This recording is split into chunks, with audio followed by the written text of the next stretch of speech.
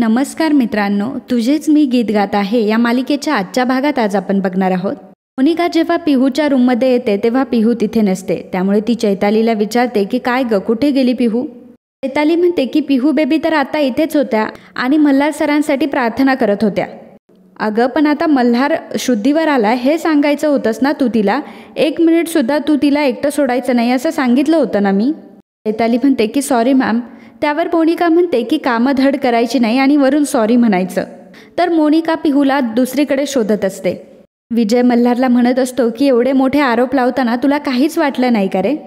मल्हार म्हणतो की अरे तू जे काही सांगत होता तेच तर खरं मानत होतो ना मी. आतापर्यंत तर मी फसत गेलो पण आता नाही फसणार. तुझा खरा चेहरा आता ओळखलाय मी दादा. त्यावर विजय म्हणतो की मलाही आता तेच वाटतंय. खरं तर माझ्या या धाकट्या भावाला मी कधी ओळखलंच नाही. कारण तुझ्या तोंडात आज जी भाषा आहे ना ती मी कधीच अपेक्षित केली नव्हती. आणि काय वाटतं रे तुला मी खोटं बोलतोय, माझा स्वार्थ आहे असं वाटतंय तुला. वैदही जर मेली नाही जिवंत आहे तर कुठे आहे वैदही, सांग ना कुठे आहे वैदही. त्यावर मल्हार म्हणतो की थांब दाखवतो आणि असं म्हणून विजयचा हात धरून तो त्याला खोलीमध्ये घेऊन जातो. त्या ड्रावरमधून एक फोन काढतो आणि तो चार्जिंगला लावतो. मल्हार म्हणतो की आतापर्यंत मी वैदहीची एकही आठवण जपून ठेवली नव्हती. हा माझा तेव्हाचा फोन आहे आणि आता ही एकमेव आठवण आहे. इतक्या वर्षात तरी मी हा फोन चालू केला नव्हता पण आता हा एकमेव पुरावा आहे. मल्हार म्हणतो की वैदही ही जिवंत आहे आणि ती पण या घरातच आहे. मल्हार विजयला वैदहीचा फोटो दाखवतो तर विजय जेव्हा बघतो तेव्हा त्यालाही धक्का बसतो. कारण वैदही ही हुबेहूब मंजुळासारखी दिसत असते. विजय म्हणतो की ही वैदही आहे. त्यावर मल्हार म्हणतो की हो, त्या दिवशी स्वराजच्या हातून फुटलेल्या आरशामध्ये मला वैदहीचा चेहरा दिसला होता. माझा काय भास नव्हता तो, ती वैदहीच आहे. खरं तर तुझ्या भीतीमुळे ती घरामध्ये मंजुळा बनून लपून राहिली आहे.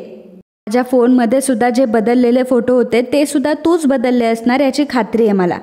जय म्हणतो की अरे मल्हार कुठले फोटोज. मल्हार म्हणतो की मला आता चांगलंच कळलंय की ती वैदहीच आहे. तिचा तो आवाज, सूर, मला तर खरं हे आधीच कळायला पाहिजे होतं पण मला नाही कळलं. म्हणून मग पांडुरंगाने मला साक्षात तिचा चेहरा दाखवला. अरे याच घरात तर ती राहते पिहूची टीचर म्हणून आणि एवढा तिचा अपमान होतोय तरी पण राहते. जय म्हणतो की आणि तू माझ्यावर आरोप लावून तू मोकळा झालास. एकदा तरी त्या मंजुळाला जाऊन विचारलंस का, जर ती वैदही आहे तर ह्या घरात लपून का राहते. मल्हार म्हणतो की ते तर मी विचारणारच आहे. मी तिला तेही विचारणार आहे आणि आपण जे काही तिच्याशी वागलोय त्याच्याबद्दल मी तिची माफीही मागणार आहे. मल्हार तिथून जायला लागतो तेव्हा विजय म्हणतो की अरे मल्हार काय झालंय तुला, तू असं का वागतोयस. मल्हार अरे जर ती खरंच वैदही असती तर तिने तुझ्याशी बोलण्याचा प्रयत्न केला नसता का. तिने तुला एकदा सुद्धा मल्हार म्हणून हाक मारली नसती. अरे त्या बाईच्या वागण्यामध्ये तुला कुठेतरी प्रेम दिसतंय का. मला मान्य आहे की ती चिडली असेल पण एक दिवस सुद्धा तुझ्या डोळ्यात डोळे घालून तिने तुला जाब नसता विचारला. ते तुला का विचारलं नाही की मल्हार तू मला का सोडून गेलास, तू का मला न्यायला आला नाहीस. त्यापेक्षा तिला चांगली संधी कधी मिळालीच नसती. अरे ती मंजुळा आहे, वैदही नाहीये ती. वैदहीसारखी दिसत असेल पण ती फक्त मंजुळा आहे. अरे या जगामध्ये असं म्हणतात की 7 लोक एकसारखी दिसतात आणि ही पिहूची टीचर बनून आलेली मंजुळा ही फक्त एक योगायोग आहे आणि ती गाऊ शकते हा दुसरा योगायोग आहे. त्यावर मल्हार म्हणतो की नाही पटते मला हा योगायोग. जय म्हणतो की ठीक आहे, तुला असं वाटतंय ना माझी चूक झाली, हे घे माझा गळा दाबून मला मारून टाक एकदाचा. मल्हार अरे साधी गोष्ट आहे, जर ती वैदही असती तर ती तुझ्या संसारात कधी थांबली असती का रे. तुझी मुलगी, तुझा संसार बघून खरंच ती इथं थांबली असती. प्रेम ओरमडणारी नाही तर त्याग करणारी होती वैदही. मग अशी लपून छपून तुझ्या संसारावर नजर ठेवणारी वैदही असू शकते का.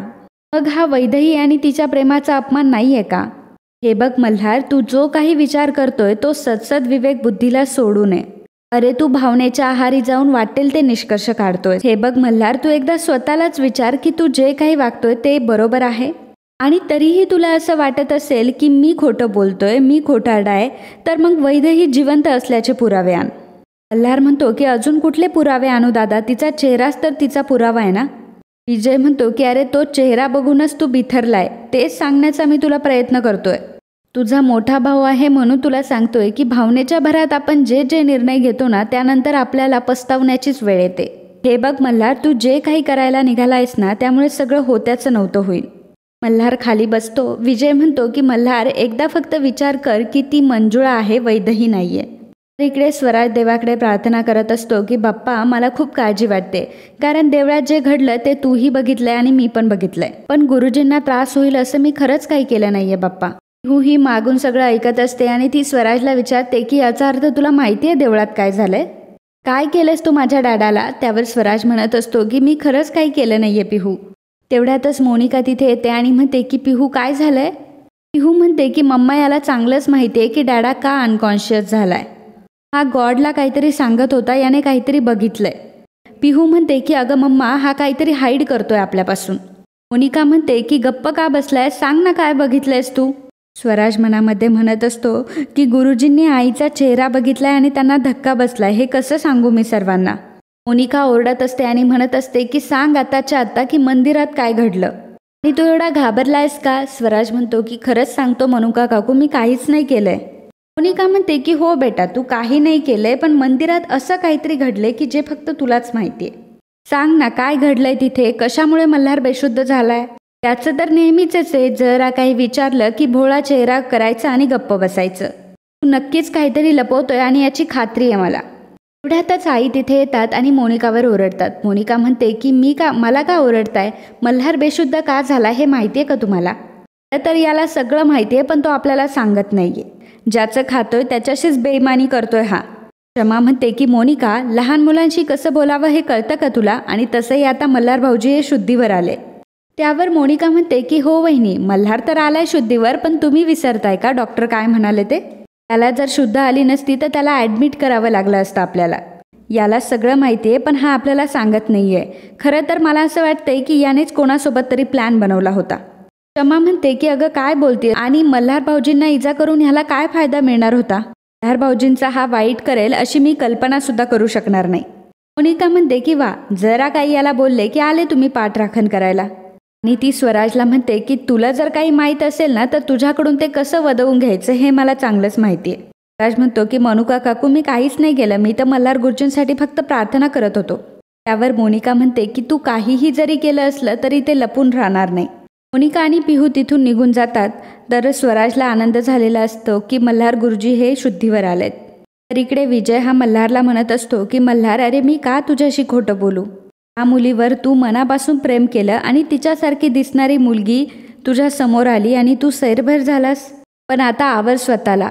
आयुष्यात भरपूर परीक्षा येतील, परंतु त्याच्या सामोरं कसं जायचं हे आपण आपलं ठरवायचं असतं. पुढं बोलून विजय तिथून जायला निघतो तेव्हा मल्हार विजयला थांबवतो आणि त्याच्यासमोर हात जोडून म्हणतो की दादा जर शक्य असेल तर मला माफ कर. विजय म्हणतो की मल्हार तू आधी शांत हो. मल्हार म्हणतो की दादा मी तुला असं कसं काय बोलू शकतो? माझ्या इतक्या प्रेमळ आणि समजूतदार भावाला मी असं बोलूच कसं काय शकतो?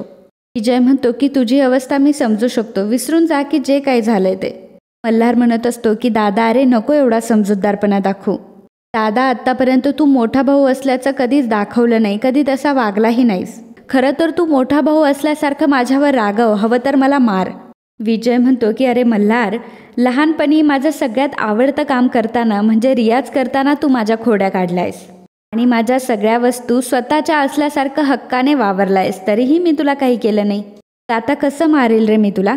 खरं सांगू का मल्हार, या जागी जर मी असतं तर तुझ्यापेक्षाही जास्त विचित्र वागलं असतो. तुझ्या आणि वैदेहीच्या बाबतीत जे काही घडलंय ते फार वाईट घडलंय, पण तरीसुद्धा विसरायचा प्रयत्न कर आणि स्वतःला त्रास नको करून घेऊस.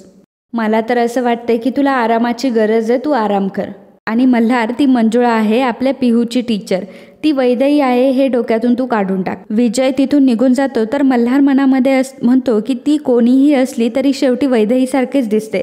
आता जर ती समोर आली तर मला वैदेहीच आठवेल आणि तिचा चेहरा मला सतत वैदेहीशी केलेल्या फसवणुकीची आठवण करून देईल आणि कदाचित हेच माझं प्रायश्चित्त असेल. तितक्यातच पिहू तिथे येते आणि मल्हारला मिठी मारते आणि म्हणते की डॅडा तू बरा आहेस ना? त्यावर मल्हार म्हणतो की हो. स्वराजला म्हणतात की प्रसाद दे बरं. स्वराज मल्हारला प्रसाद देतो तेव्हा मोनिका म्हणते की ओ माय गॉड, आपण एक काम करूयात का? आपण याला आराम करून देऊयात का? चला आपण इथली गर्दी कमी करूयात. त्यावर आई म्हणतात की मोनिका 2 मिनिट थांब, मला मल्हारसोबत बोलायचंय. मल्हार अरे देवळात असं काय घडलं की ज्यामुळे तू बेशुद्ध झालास? तर मल्हारला तो क्षण आठवत असतो आणि मल्हार मनाशीच म्हणत असतो की देवा पांडुरंगा, हे काय घडलं माझ्या हातून? जे कुंकू मला मोनिकाच्या कपाळावर लावायचं होतं ते मी मंजुळाच्या कपाळावर लावलं. आई म्हणतात की अरे मल्हार काय घडलं? देवळात काय घडलं आम्हाला काहीच समजलं नाही. त्यावर मल्हार म्हणतो की आई, देवळात जे काही घडलं ते सर्वांना समजण्याच्या फार पलीकडचं होतं. म्हणतात की बरं ठीक आहे, तू आता आराम कर आणि कसलाही विचार करू नकोस. आणि मग सर्वजण तिथून निघून जातात. तर ज्या बोटाने मल्हारने मंजुळाला कुंकू लावलेलं असतं ते कुंकवाचं बोट बघून मल्हारला वैदेहीची आठवण येत असते. आणि मित्रांनो, आजचा हा भाग इथेच संपतो. पुढील भागात आपल्याला पाहायला मिळणार आहे मंजुळाने निरंजनला उलटं टांगलेलं असतं आणि ती म्हणत असते की मला सांग की स्वराज, वैदेही आणि मल्हार यामध्ये काय नातं आहे. आता तू सांगतोय की देव तुला एक दणका. निरंजन सांगतो की मल्हार साहेबांचं वैदेहीवर प्रेम होतं आणि तो स्वराज नाही तर स्वरा आहे ती, आणि मल्हार साहेब आणि वैदेहीची लेक आहे ती. तेव्हा मंजुळा मनाशी ठरवते की स्वरा, आता तुला मी मिळवून देईल तुझी ओळख.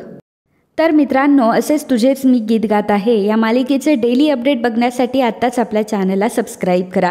आणि आजचा हा भाग तुम्हाला आवडला असेल तर व्हिडिओला लाईक आणि कमेंट करून नक्की सांगा. धन्यवाद.